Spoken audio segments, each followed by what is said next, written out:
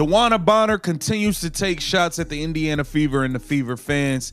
I think it's absolutely disgusting. DeWanna Bonner in the hot seat after saying what she stated last night in her press conference, man.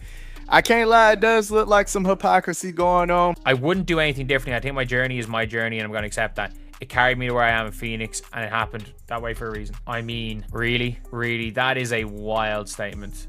You stole that money from Indiana. You signed up for that bread and didn't deliver. The absolute audacity of some people never ceases to amaze me. But Dana Bonner just took things to a whole new level of shamelessness with her recent ESPN interview, where she had the nerve to say, "I wouldn't do anything differently." After essentially stealing $200,000 from the Indiana Fever organization and their loyal fans, this woman signed a contract, collected paychecks for months, then disappeared for 5 straight games, citing mysterious personal reasons, before forcing her way out.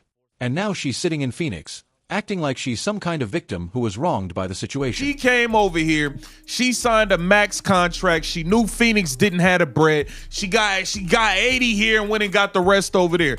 I think it's trash. I wouldn't do anything differently.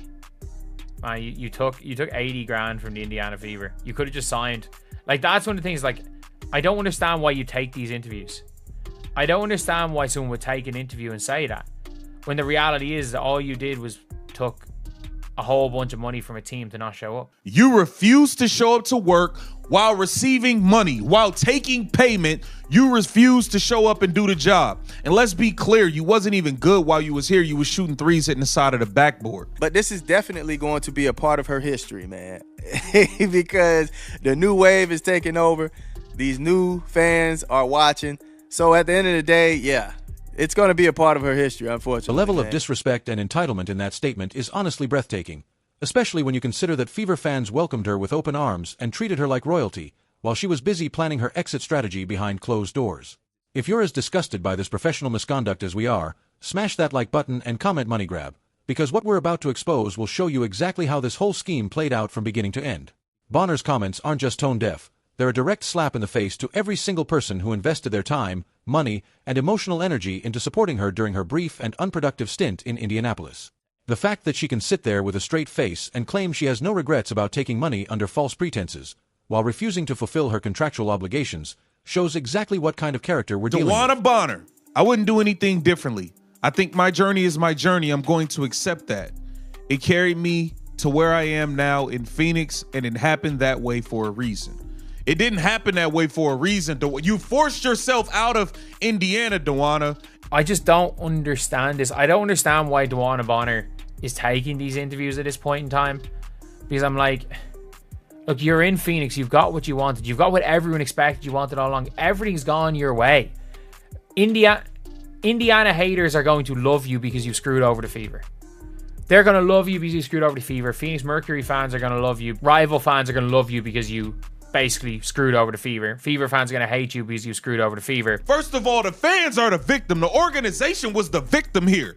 Like, why are we sitting here, she up in these articles like she was a victim, like she did, like something was done wrong? No, the fans are a victim. They welcome you with open arms. They embraced you, and you turned your back and you quit. It's that simple. You quit. You refuse to show up to work. You wasn't hurt. You wasn't sick. It wasn't a personal fit. No, you just didn't want to be on the team. This isn't just about basketball anymore. This is about basic professional ethics and respect for the people who pay your salary through ticket sales and merchandise purchases. Bonner's journey wasn't some noble path of self-discovery. It was a calculated money grab that left an organization and fan base feeling betrayed and taken advantage of by someone they trusted to help build something special. But the story gets even worse when you dig into the details of how this situation unfolded, and what it reveals about the current state of professional sports contracts and player accountability. Let's start with the most damning evidence of all, the stark contrast between what Dana Bonner delivered during her time in Indiana versus what she signed up to provide when she agreed to that lucrative contract. And then you got bench. Just because you was okay with coming off the bench in another situation don't mean you was okay with coming off the bench in this situation. So I want to know what's the real? What's the real? Because you can't say while you was here, you said, oh, I've never played in front of this many fans. You were embraced by the fans. You spoke highly of the fans while you were here. You were a starter, but you wasn't playing well. And that was nobody else's fault that you was shooting threes, hitting the side of the backboard, and you was smoking layups. And then your starting spot got took, and then all of a sudden you refused to show up to work. The way that Caitlin Clark wants to play, which of course is the way that the Fever plays, that she is their nucleus, they want to push the ball down the court. They want to be quick. They want to be fast moving. At 37 years old, that style of play might not fit DeWanna Bonner very well. Like, that just doesn't highlight her strength. So I think it's probably a combination of style of play reasons, personal reasons. And yeah, like you said, at this point, she probably wants to win basketball games, make a little bit of money in the process. And if we gonna keep it real, Chloe Bibby, the new 7-day signee, has fit in and played better than DeWanna Bonner did anyway. Let's be clear here. Chloe Bibby came in first game, knocked down 2 threes. DeWanna Bonner first game versus the gum on the bottom of the shoe, Chicago Sky. We had to jump through hoops of fire and do all types of abracadabra magic tricks to get her to finally We're score. talking about a player who averaged a pathetic 7.1 points per game, while shooting terribly from the field and looking completely disinterested in helping her team succeed on any meaningful level. This wasn't a case of someone trying their best and things just not working out. This was a veteran player going through the motions, collecting paychecks and waiting for the right moment to bail. Bonner started just 3 of the 9 games she actually bothered to show up for, which tells you everything you need to know about how little impact she was making, even when she was supposedly giving her full effort. The numbers don't lie when it comes to her complete lack of production and engagement during what should have been the honeymoon phase of a new contract with a franchise desperately in need of veteran leadership. Her 3.8 rebounds and 1.6 assists per game represent the kind of output you'd expect from a bench player getting garbage time minutes, not someone brought in as a cornerstone free agent acquisition. The quote from DeWanna Bonner. I have no problem coming off the bench. I have never been that player. I don't feel like I have that reputation. Now, fair enough. You have won 6th Woman of the Year, respectfully. But that don't mean that's what you thought you were walking into. I believe you thought you was coming here to be a veteran leader, an OG, and a starter. She came here as a starter, was stinking it up, got injured, and Lexi Hall stepped in, and Lexi Hall should have been the starter from day one. DeWanna Bonner should have never been a starter in an Indiana Fever uniform. That's a fact. Well, Lexi Hall's success and continued success in the system with Caitlin from last year, I think, was the big reason that DeWanna Bonner was moved to the bench at all and kind of trying to figure that out. When I went back through last week, just kind of like poring over all of these press conferences and like public comments and like my interviews that I had done in Indiana, the thing that stuck out to me was the first day, I think, of training camp, DeWanna Bonner had mentioned like she had to catch her breath because these guys are fast. Yeah. It looked like you was mad that Lexi Hall took the starting The job. most insulting part, Indiana fans were patient and supportive, even when her performance clearly fell below professional standards. They held out hope that she'd eventually find her rhythm and start contributing at the level everyone expected. Instead of showing gratitude for that patience and working harder to justify their faith, Bonner apparently decided the situation wasn't worth her continued effort and began planning her exit. The organization invested significant salary cap space and built their roster around the assumption that she'd be a reliable contributor, only to watch her check out mentally and physically when things didn't go according to her preferences. This kind of unprofessional behavior sets a dangerous precedent for how veterans can manipulate situations to get what they want, leaving organizations and fans holding the bag for their selfish decisions. But here's where it becomes even more infuriating for anyone who cares about fairness and professional integrity in sports. The moment Dana Bonner put on a Phoenix Mercury uniform after forcing her way out of Indiana, she immediately transformed into the player Fever fans thought they were getting when she signed that contract. We're talking about a woman who couldn't buy a bucket in Indianapolis, suddenly dropping 22 points and 11 rebounds in just her second game back with Phoenix, showing exactly the kind of effort and engagement that was mysteriously absent during her time in Indiana. Change, we add pieces, and pieces come back where you get your shots. Normally the game before, you probably won't get that same shot. And I'm just trying to figure out where you fit on this team, and it's going to take us a little bit of time to gel. So just be patient with us. We're going to be okay. It's going to take us a little bit of time to gel. Just be patient. Oh, man. Bonner. But, man, it is crazy to hear her say that. It is crazy, y'all. I can't hold you. The fact that now she's more so of understanding it's going to take some time to find your footing. It's, you have to be patient. Man, that's tough, Bonner. That's tough. Coming from somebody that literally gave up. You gave up on Indiana Fever, man. You should have gave it some time, Bonner. This dramatic turnaround isn't the result of coincidence or improved team chemistry. It's clear evidence that she was deliberately underperforming in Indianapolis while waiting for the opportunity to return to her preferred destination, where her fiancé was already playing. The timing and magnitude of this improvement are so obvious that even casual observers can see what really happened during her brief stint with the Fever. Bonner's Phoenix debut performance exposed the entire charade, proving that she had the ability to contribute at a high level all along, but chose not to do so when it would have actually helped the team that was paying her salary. The statistical difference between her Indiana and Phoenix performances reads like two completely different players, which is exactly what happens when someone goes from deliberately tanking their effort to actually trying to succeed. This kind of calculated manipulation of performance, based on personal preferences rather than professional obligations, represents everything wrong with modern athlete entitlement and the lack of accountability. Fans invest emotionally and financially in these players, with the expectation that they'll give their best effort regardless of personal circumstances. And Bonner's behavior completely violates that basic social contract between athletes and supporters. The fact that she can immediately excel elsewhere while claiming she gave her best effort in Indiana is perhaps the most insulting part of the entire situation. Phoenix Mercury supporters are celebrating her early success without acknowledging that they're benefiting from someone else's professional misconduct and breach of contract. The ripple effects of this kind of behavior extend far beyond one disappointing stint, creating dangerous precedents that could encourage other players to manipulate situations when they don't immediately get what they want. What makes this situation even more personally offensive to Indiana Fever fans is remembering how Dana Bonner initially presented herself when she first arrived in Indianapolis and began interacting with the community. This wasn't someone who expressed immediate dissatisfaction or concern about the organization. This was a player who publicly praised a passionate fanbase and seemed genuinely excited about the opportunity to help build something special with a young and talented roster. Bonner specifically commented on never having played in front of crowds like the ones in Indianapolis, expressing appreciation for the energy and support Fever fans brought to every single game. She talked about being motivated by championship aspirations and the chance to provide veteran leadership for players like Caitlin Clark and Aaliyah Boston, who were still learning how to navigate professional basketball. These weren't throwaway comments made during standard media obligations. They were seemingly heartfelt statements about feeling welcomed and valued by an organization and community that desperately wanted her to succeed. The betrayal hits differently when you remember that fans bought her merchandise, learned her backstory, and invested emotional energy into supporting someone who was apparently planning her exit strategy from day one. Fever supporters defended her when her early performance was inconsistent, arguing that she needed time to adjust to new teammates and systems, while expressing confidence that she would eventually find her groove. They created highlight videos of her few successful moments, celebrated her veteran presence in the locker room, and generally tried to be patient with someone they viewed as a crucial piece of their championship puzzle. The fact that she was simultaneously collecting paychecks while planning to leave makes all of that genuine support feel foolish and manipulated in retrospect. This wasn't a mutual parting of ways due to basketball fit. This was someone taking advantage of good faith support while having no intention of honoring her commitments to the people who were investing in her success.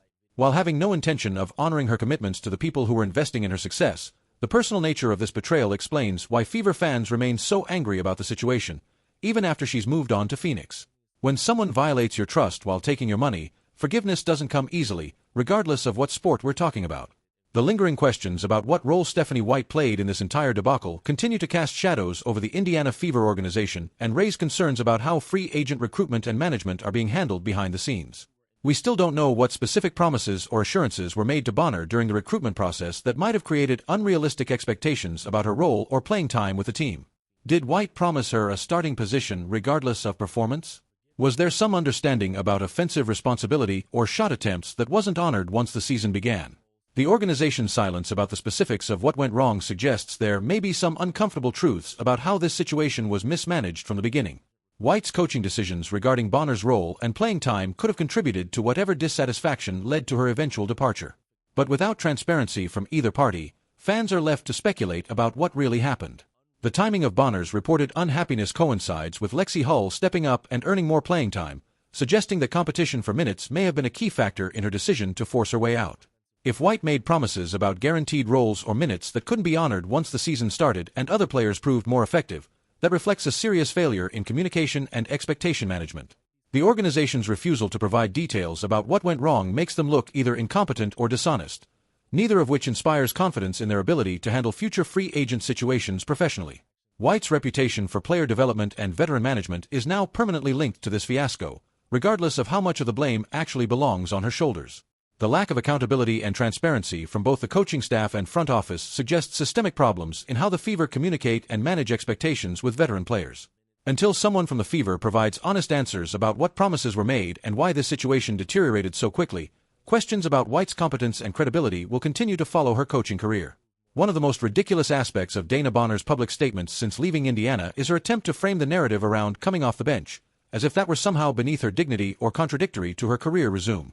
This is particularly laughable when you consider that she's won the 6th Woman of the Year award 3 times, explicitly recognizing her excellence in a reserve role rather than as a starter. Bonner's claims that she's never been the type to complain about bench roles directly contradict her behavior in Indianapolis, where she clearly became unhappy when her starting position was threatened by better-performing teammates. The disconnect between her public statements and her actual conduct reveals someone who's either completely delusional about their own actions or deliberately trying to rewrite history to make herself look better. If coming off the bench truly wasn't an issue for someone with her experience, then why did she suddenly develop personal problems at the exact moment her starting spot became uncertain?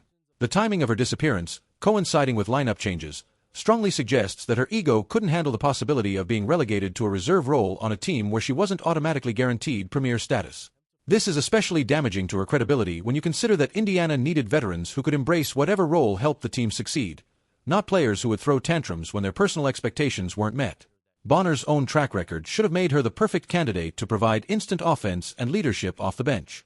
Instead, her behavior reflects someone more concerned with personal recognition than team success, which explains why the situation unraveled so quickly. Her current attempts to gaslight fans and media about her true motivations demonstrate a level of intellectual dishonesty that makes it impossible to trust anything she says about what really happened in Indianapolis. Professional athletes at her level should understand that roles change based on performance and team needs, not personal preferences or contractual entitlement. Her inability to accept a reduced role gracefully reveals character flaws that go far beyond basketball and point to a mindset that treats professional obligations as negotiable based on personal satisfaction. What's most convenient about this entire Dana Bonner saga is how perfectly everything worked out for her personal life once she forced her way out of Indiana. It's honestly remarkable how someone can claim their departure was about basketball, fit, or professionalism, when the final outcome landed her exactly where her fiancée, Alyssa Thomas, was already playing. The timing and destination of her trade reveal this was always about personal convenience, not basketball opportunity or growth. Bonner's insistence that everything happens for a reason becomes far less inspiring when you realize the reason was simply to be reunited with her partner, not any noble or competitive aspiration. The fact that Phoenix was reportedly her preferred destination from the moment she started expressing dissatisfaction suggests she was essentially using Indiana as a stopgap paycheck while waiting for the right moment to make her move. This type of manipulation, leveraging professional contracts for personal relationships, sets a dangerous precedent.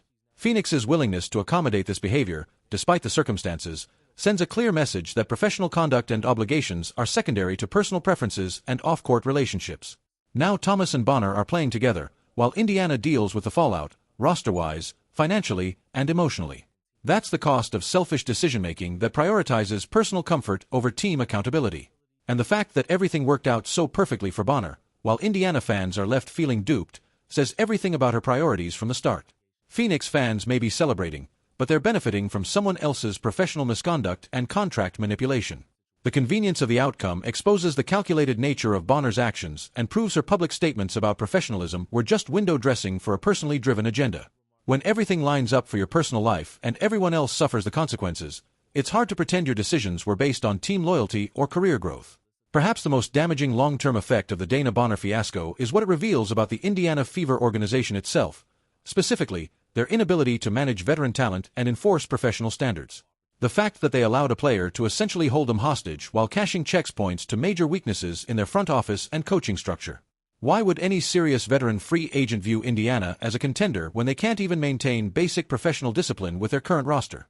The organization's silence throughout this episode paints them as either negligent or guilty of making promises they couldn't keep.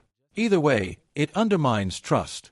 Future free agents now know they can potentially manipulate their way out of Indiana contracts if things don't go their way, creating a precedent that could haunt the franchise for years.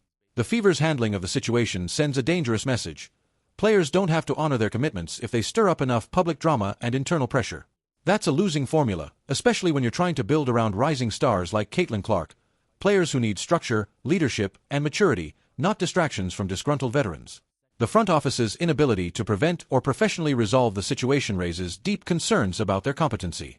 Kelly Kroskoff and Amber Cox now face the unenviable task of convincing future free agents that Indiana is a serious organization, while explaining away the Bonner debacle and its implications. This isn't just a failed signing. It's a full-blown credibility crisis. Until the Fever show they can hold players accountable and uphold contractual expectations, they'll continue to be seen as a soft landing spot for players who want guaranteed money without guaranteed effort. The Bonner precedent now offers a roadmap for future malcontents on how to escape Indiana, at maximum pay and minimum professionalism. That's not just bad basketball management. That's an organizational failure.